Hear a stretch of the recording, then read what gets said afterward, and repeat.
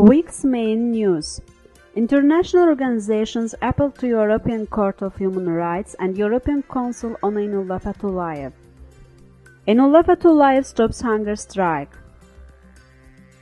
Journalist Shahin Agabeli killed in a car accident. Human Rights Watch releases report on freedom of expression in Azerbaijan. Results of TV and radio monitoring of parliamentary elections unveiled. Opposition leaders say country is in bad political condition.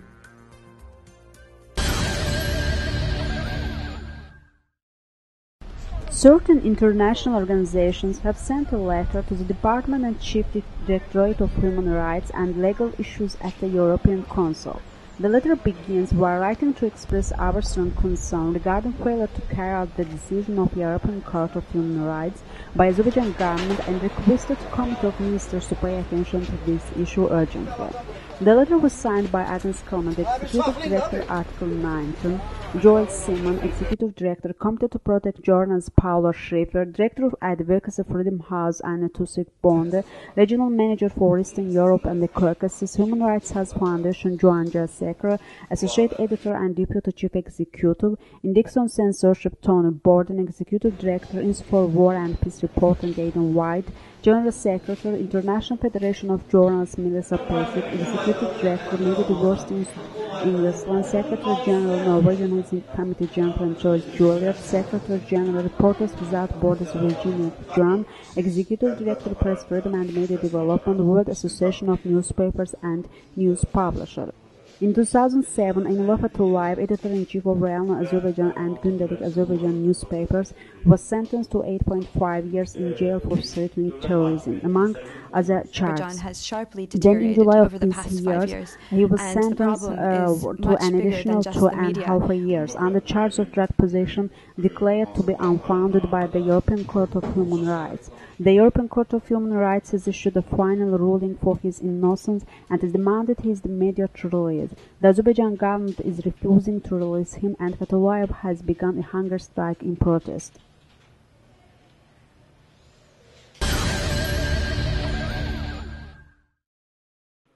On the 11th of November, the High Chamber of the Azerbaijani Supreme Court will consider the case of journalist Einullah Fatullayev. Now that this date has been scheduled, Fatullayev has decided to end his hunger strike. He had been striking since October 19th to protest the government's refusal to comply with the European Court of Human Rights ruling for his immediate release. Fatullayev issued a statement to the journalists striking in support of his situation through his lawyer, Elchin Sadegov, requesting them to end their strike. Journalist Shavaled Chobanoglu came to the Musavat Party headquarters to read this statement to the Solidarity strikers. They stopped striking at 5 p.m. today. In 2007, Einullah Fatullayev, editor-in-chief of Realny Azerbaijan and Gündelik Azerbaijan newspapers, was sentenced to 8.5 years in jail for threatening terrorism, along with other charges. Then in July 2010, he was sentenced to an additional 2.5 years in prison for drug possession. However, at the beginning of October, the European Court of Human Rights issued a final ruling for his innocence and has demanded his immediate release. The Azerbaijani government is refusing to release him.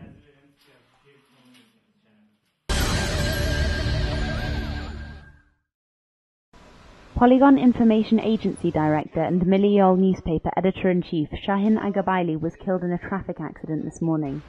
The accident took place on the Baku-Astara highway in the Garadag district. His colleague Agil Alasgali, the editor-in-chief of Yeni Kag newspaper, had been driving. Both journalists were taken to hospital after the accident, but sadly, Agabali's injuries were fatal. Alasgali has a broken leg but is otherwise stable. Agabali's body was taken to the Republic Forensic Examination Department. After the examination, a farewell ceremony was held outside the building. The 34-year-old journalist was buried in Neftchala, his birthplace.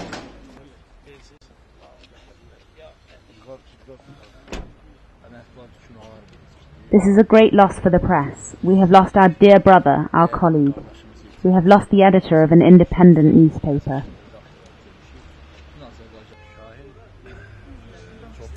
Shahin was a quick thinker.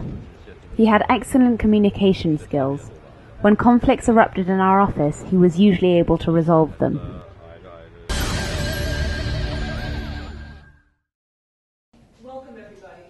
Human Rights Watch has just released its latest report on the violations of press freedom and the prosecution of journalists in Azerbaijan. The report has found that the Azerbaijani authorities, including senior officials, regularly bring criminal and civil defamation charges against journalists and human rights defenders who criticize the government. The police prevent mass media involvement in important public affairs. In a statement in today's press conference in Baku, Human Rights Watch Deputy Director of Europe and Central Asia, Rachel Denber, said, "Journalist Enullah Fatuliev and bloggers Adnan Hajizadeh and Amin Milli must be released. This is our primary recommendation for the Azerbaijani government. Anyone trying to openly criticize the government risks becoming a target for violence and prosecution. Recent legislative and administrative changes inflicted an adverse effect on freedom of expression. The constitutional amendments approved in the 2009 March referendum include a clause which banned journalists from taking photos or videos of a person without his or her permission. Moreover, the broadcasting of foreign radio stations on local FM frequencies were banned in early 2009. Consequently, BBC, Voice of America and Radio Liberty were prevented from broadcasting." The head of the Human Rights Watch Caucasus office, Georgi Georgia, said that Azerbaijan has an international obligation to ensure that its citizens have freedom of expression. If the government thinks that strangling press freedom and intimidating journalists will allow for a quiet life, it is wrong. As the country with the most arrests for anti-government journalism, Azerbaijan is always in the spotlight.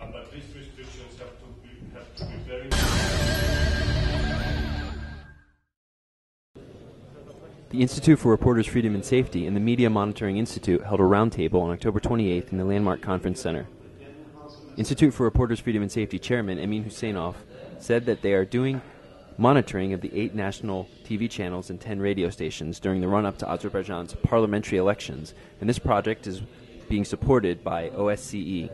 According to him, IRFS is monitoring the TV channels and the Media Monitoring Institute is monitoring the radio stations. The duration of the project is 40 days, 28th of September to the 7th of November, covering the run-up to the elections. The official 23-day pre-election campaign period starts on October 15th, but the monitoring commenced on September 28th, he said. TV monitoring team head Rasul Jafarov said that all programs broadcast during TV and radio primetime are subject to monitoring. He also spoke about the results of the monitoring covering the period from the 8th to the 17th of October. The monitoring revealed that the majority of TV channels focused their election coverage on the activities of the ruling power. The majority of TV channels did not provide coverage of all political parties, their coverage lacked diversity, TV channels tried to show election proceedings in a positive light, and problems that occurred were not broadcasted. According to Rasul Jafarov, coverage of the ruling YAP party chairman and president, Ilham Aliyev, was excessive and of a mainly positive nature. He said that no channel broadcast election-based public debate programs.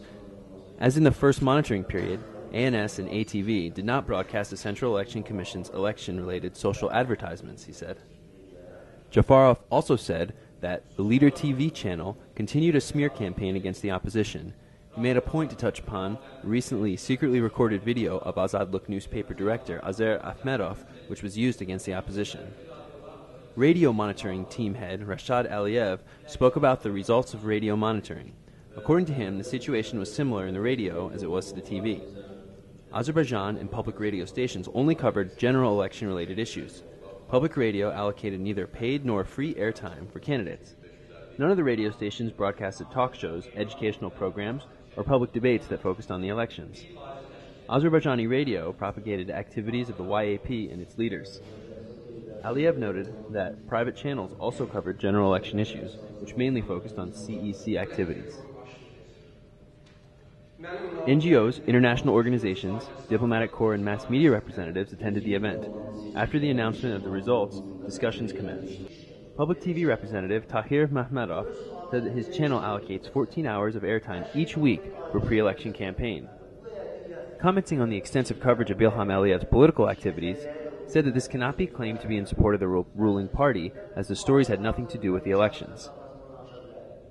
The head of the parliament's press service, Akif Nasirov, claimed that the notes on the high coverage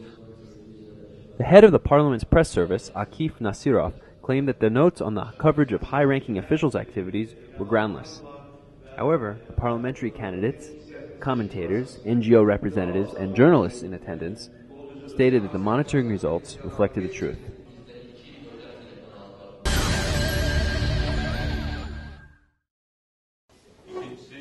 On the 28th of October, in a press conference held in Musavat headquarters, AXCP Musavat electoral bloc leaders Ali Karamli and Issa Gamber spoke about their fundamental changes election platform.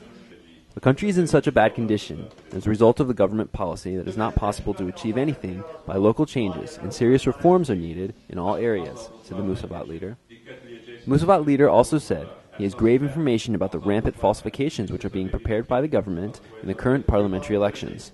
According to him, the groups are prepared to implement what he calls a merry-go-round operation, in which the same people will participate in the voting process repeatedly on election day. These people will be ordered to wear different clothes each time they return to vote in the elections. The government wants to prove that various people participate in elections. Identification cards are taken from the voters in advance. There is need for reform in all spheres in order to take the country out of its dire situation and create this platform as a result of a real difficult political situation.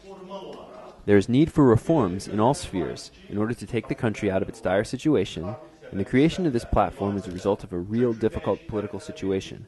Corruption, bribery, and monopolies are part of the existing government, and it is not possible to take the country out of this situation without fundamental changes, said Ali Karamli in talking about the platform of the bloc. Karamli mentioned that the current election situation is worse than it was in the 2005 elections. The AXCP chairman said that in the 2005 election period, parties had time on the air as blocs. The parties and electoral blocs are deprived of such chances in these elections. Karamli mentioned that although the opposition possesses 40% of the candidates, the government will falsify the results in order to attain a majority. Ali Karamli also noted that there is no freedom of assembly during part which these elections are taking place. The meetings with voters are limited. This will be the most violated election by the Aliyevs, said Ali Karamli, evaluating the election perspective.